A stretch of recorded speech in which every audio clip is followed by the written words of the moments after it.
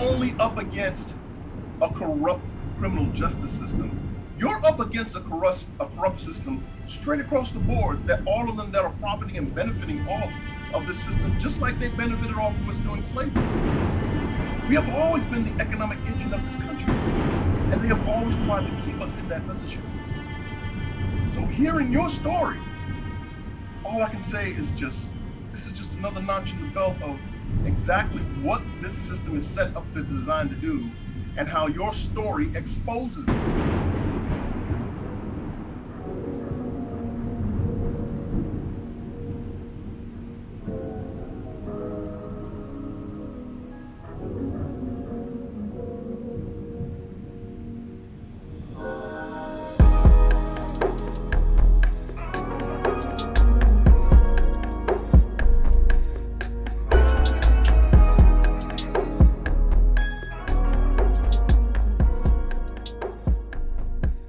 Let me say this, from our guests informing us and giving us the information that they've been giving us, and from people like you, we've learned that it even goes beyond that. When we talk about the bail bond system, and we talk about the public defenders, and then we talk about the industrial prison system, we find out they are all connected. They are. These systems are all connected for making money. Yeah. And they are doing the same thing to us that they did since the days of slavery. Put us back in there and make money off of our hides for the rest of their existence. But the thing is that it's so corrupt, everybody's paid off. One of the reasons why your plea or that person's plea fell on deaf ears over the death of her son is because for it to come to the fore, it would mean that it would expose corrupt police officers, corrupt correction officers, corrupt judges, corrupt bail bondsmen, corrupt. All of it is so corrupt. We had one guy on our show, DJ Vodka. This guy was a corrections officer, a white guy, and he was blowing the whistle on what's going on inside of the prison system and the corruption that they're doing in there. And he explained that the corruption was so great. You know, the things that they're doing is worse than the criminals that are there. And I'm like, so this is what the Hustlers Corner is about. We not only discuss these things, we're looking, as you had said, that the people that have heard your story, the women, the mothers that have heard your story, they're looking for answers. That's what we want to provide. We're not just a show where we talk about it. We want to find answers. What's the answers to these problems? Mm-hmm. Now, and you notice that all of this ties in right now to one of the biggest fights that we're facing right now, which is the voter restriction laws that are being put in place in states all across the country. So I would say that would be our first hurdle.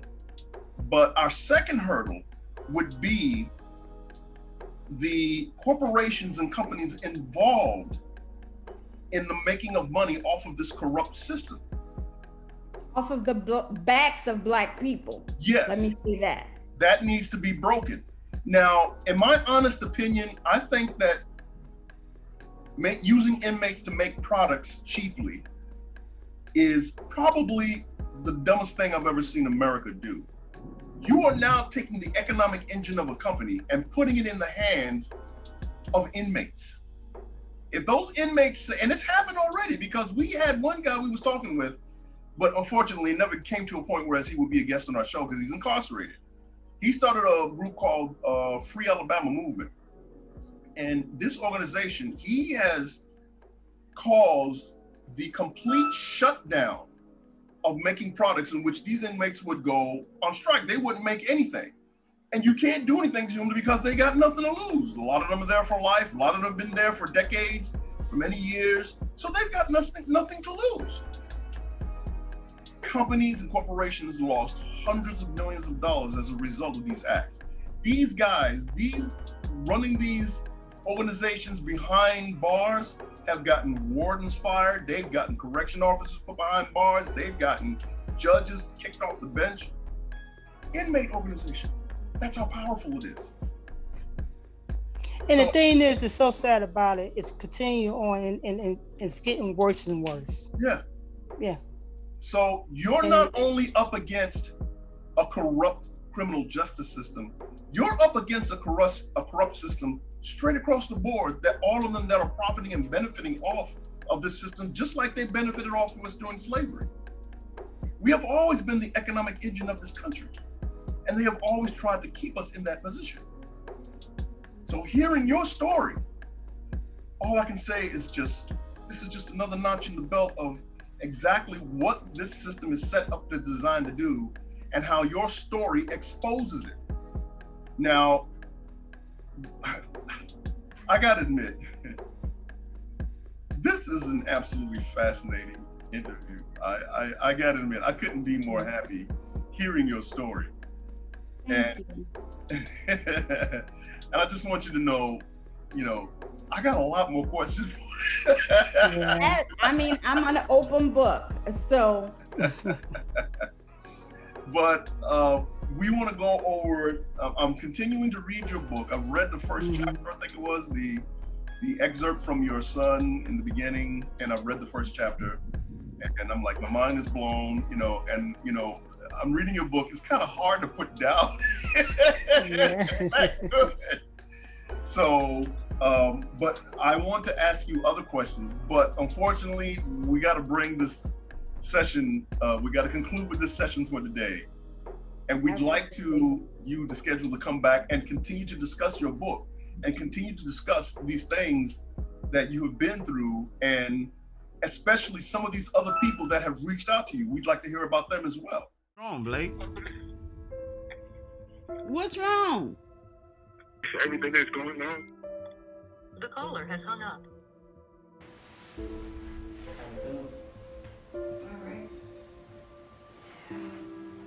You talk about your son Blake, Yes. aka BJ.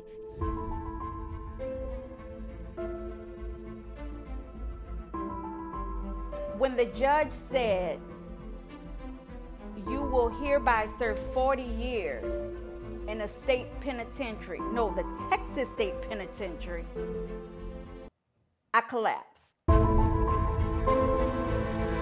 When I leave that prison, I cry each and every time because it's so hard for me as a mother.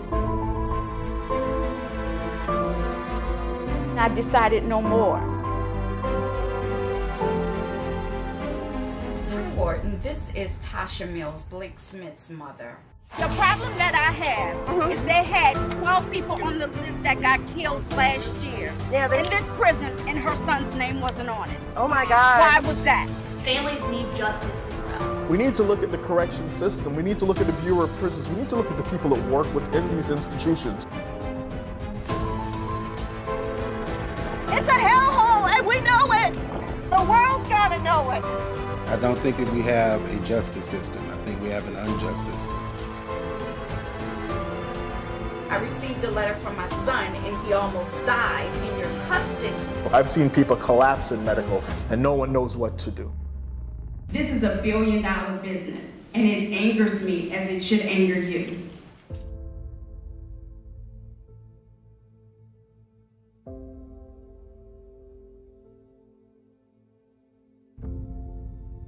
The more mothers that I speak to, I see it, and it's heartbreaking. It makes me cringe, and it makes me want to go out and do more of this work.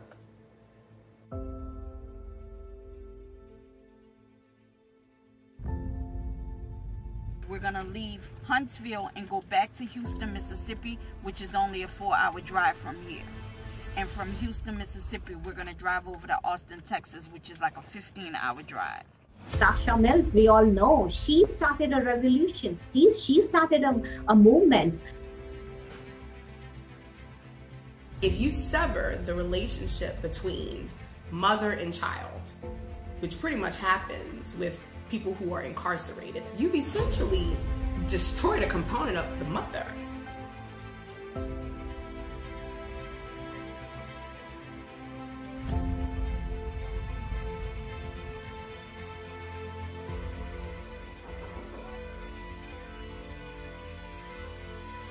Start the conversation now.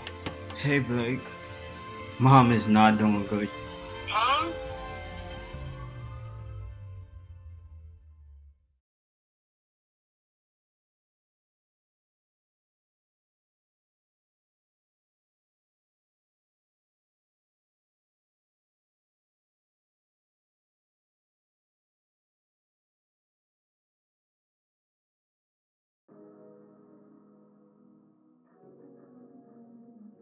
We want you to come back. Would you be so kind as to come back to us to continue this discussion?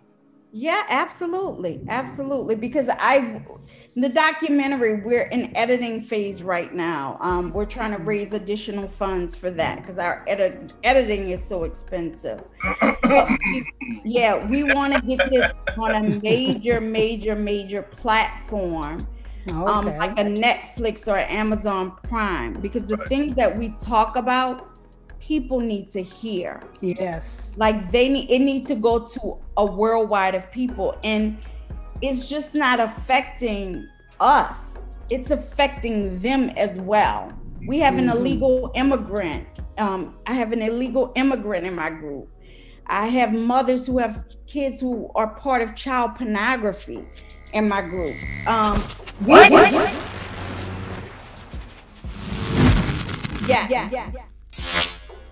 We discuss so many things. I have a mother, Filipina Bishop. Her son is accused of committing the murders in New York. It was 5 murders at, I can't think of the name, at the deli, the Carnegie Street Deli. And he received 120 years in a New York State prison. So on the documentary, he's speaking out about it. We're getting, it's a lot. It's a lot. We're going to have, experts. We're going to have judges. We're going to have immigration experts, psychiatrists, mental health therapists, a doctor from Australia. And they're going to all come in and give us their input. But one thing I want people to know, and you'll hear it, sentencing is based on the temperament of the judge. That's right. That's right. So if the judge is having a bad day, your child is in trouble. Your child is in trouble. Based on one of our interviews from one of our other guests, the sentencing is heavily biased. Oh, absolutely. That's the biggest problem our kids face. Going in front of these judges, and we don't know what type of person they are. We found out that there are judges sentencing these people, and these guys are strung out on drugs. They're coming to the court. Hi.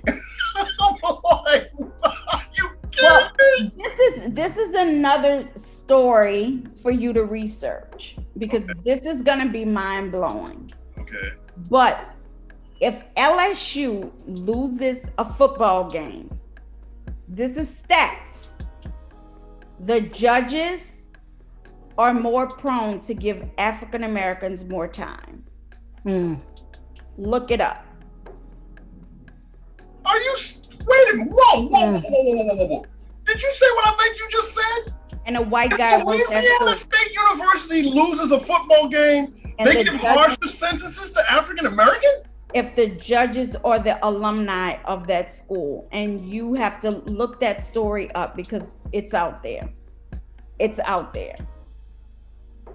Oh my God. Whoa. And so this is the kind of things that I want to tell them. I'm gonna probably need a bodyguard after this. These are some of the things we need to talk about, because I want to make people angry. Because angry again creates action and advocacy. Okay. You don't get angry over nothing you don't care about. I am directly affected by this. Directly affected. And I'm angry. I'm angry and I'm bitter and I'm mad. You're not alone. To be not alone. Yeah, you're not. Because we want to push this. We want to push this out there, really out there, like the media out there. I just don't understand why it don't reach out too much to the media. these type of stories. Because it's there. It's right there in front of their face. Media tells their portion of the story, which is never true. You need real people to come in and tell real stories. And in this documentary, we make you think, because we're showing you real women. This isn't life depicting art. This is life depicting real stories in real time and what people are going through and how they're directly affected by this. This isn't an easy journey. This is a very, very, very hard journey. Now, let me ask you this. Before we conclude, let me ask you this. These other people that you're meeting that's coming forth with their stories, would you be so kind to let them know about us? Because we're looking for more. Absolutely. Okay. Absolutely. Okay. Absolutely. Because, I'll tell you the truth. Your story is amazing. It is. Yes. So, but then again, we always get this response from people like you that come forth with these amazing testimonies, and they expose the truth about this country and the lies that it's built on and the superficiality of the so-called American dream. And and people come here from other countries thinking that they're going to get a shot at their chance at the American dream, only to find a nightmare of corruption waiting for them here. It's insane. It's absolutely insane. But with that said, I want to bring this to conclusion, and I want to say again, thank you so much for coming and joining. Thank you for having me. Thank you. And thank you. My pleasure. Anytime. And we're looking forward to you coming back. We really want to continue this. This concludes this session of the Hustlers Corner New York City. Thank you for taking the time to join us today. If you are a person who was wrongfully incarcerated for a crime you didn't commit, come share your story on the Hustlers Corner New York City Victims of the System series. If you are a person who has been self-reformed and you decided to go to straight and narrow in an effort to share your story with our youth to show them that there's a better way, come share your story on the Hustlers Corner New York City Legends of the Hood series.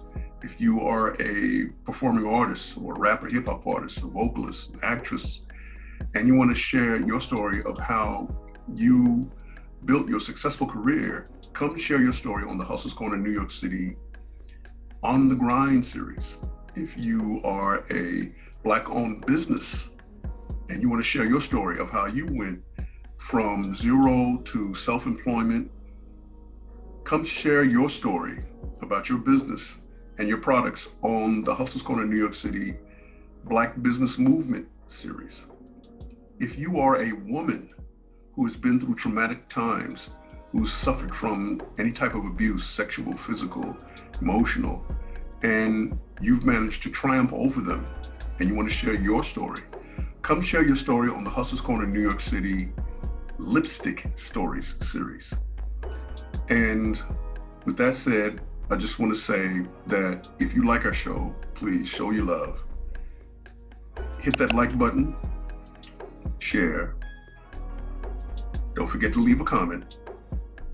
And most of all, subscribe. Thank you. Looking forward to you joining us again. Peace.